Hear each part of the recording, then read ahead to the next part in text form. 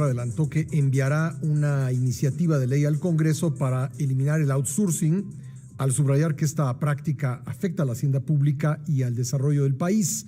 Vamos a platicar sobre los efectos que podría tener esta propuesta del presidente López Obrador de desaparecer la figura de subcontratación, conocida también como outsourcing, con Diego García Saucedo, abogado, integrante de la Academia Mexicana de Derecho Procesal del Trabajo.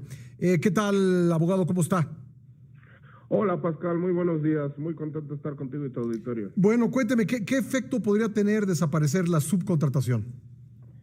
Mira, realmente la prohibición, los académicos estudiosos del derecho laboral siempre hemos dicho que no es una postura correcta.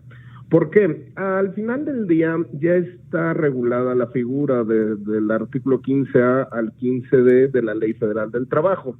Esto quiere decir, no se trata de una figura ilegal. Sin embargo, han surgido muchísimos, digamos, posturas alrededor de ella, incluso desde febrero de este año.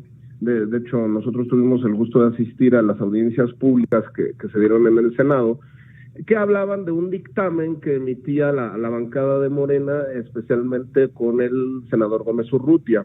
Este dictamen decía o sugería que el outsourcing se equiparara a una figura de delincuencia organizada.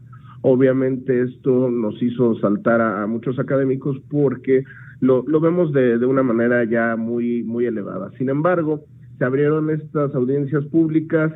Al final del día las voces no fueron muy bien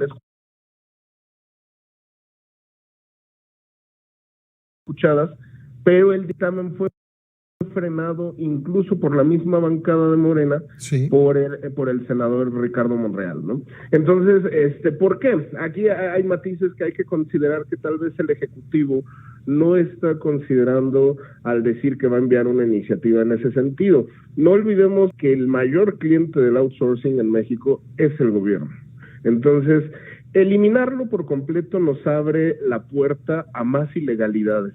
Un principio general del derecho es lo que no está prohibido está permitido.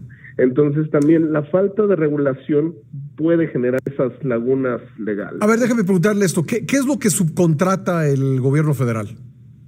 Bueno, es conocido que, por ejemplo, en el Banco del Bienestar hay contratos por adjudicación directa entregados a empresas desde el sexenio anterior, pero se han eliminado en estos ya casi 2 años del nuevo gobierno federal para administrar nómina. Y, por ejemplo, simplemente tocando el Banco del Bienestar, si hacemos o si se da esto de todas las sucursales que pretenden abrir, pues va a ser el banco más outsourceado del país, ¿no?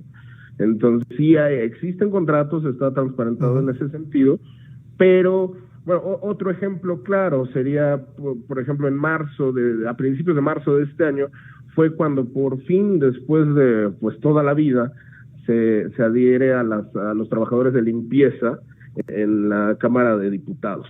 Incluso pues lanza unos comentarios el diputado Mario Delgado diciendo pues tenemos que ser congruentes en ese sentido, ¿no?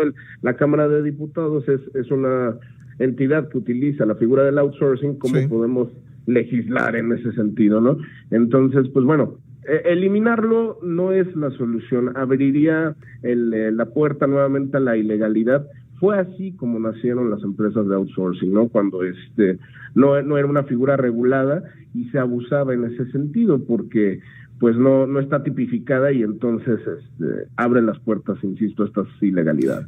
Por ejemplo, se contrataría, al desaparecer el outsourcing, se contrataría a personas sin ningún derecho laboral, sin ningún contrato. ¿Ese es el riesgo?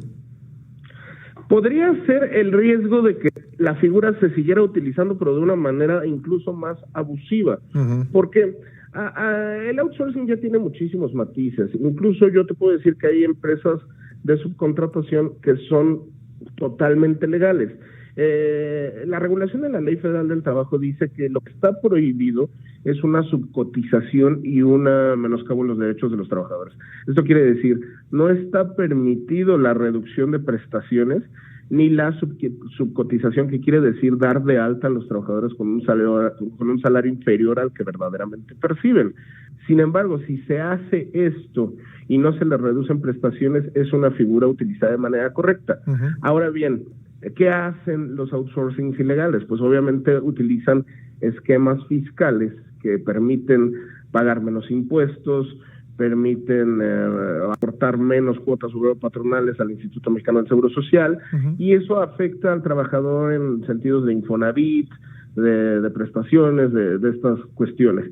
Y la ley ya dice que esa práctica utilizará una figura como de patrón solidario. ¿Qué quiere decir esto? La figura fue utilizada porque los patrones querían deslindarse de responsabilidades laborales utilizando una subcontratación. Sin embargo, la ley dice, bueno, si tú acreditas que esta empresa tenía una relación directa, será un obligado solidario, no solo el subcontratista. Entonces, imagínate, si eliminamos esto, al contrario, le facilitamos a aquel patrón que quiera utilizar la figura para eludir responsabilidades, porque ahora no hay esta figura del obligado solidario. Muy bien. Y recae solo en el outsourcing, ¿no? Bueno, pues es un tema del que estaremos muy pendientes, abogado, y le agradezco que haya tomado la llamada esta mañana. Nada que agradecer, a tus órdenes, Oscar. Gracias, Diego García Saucedo, abogado integrante de la Academia Mexicana de Derecho Procesal del Trabajo. Vamos a una nueva pausa, es breve y regreso.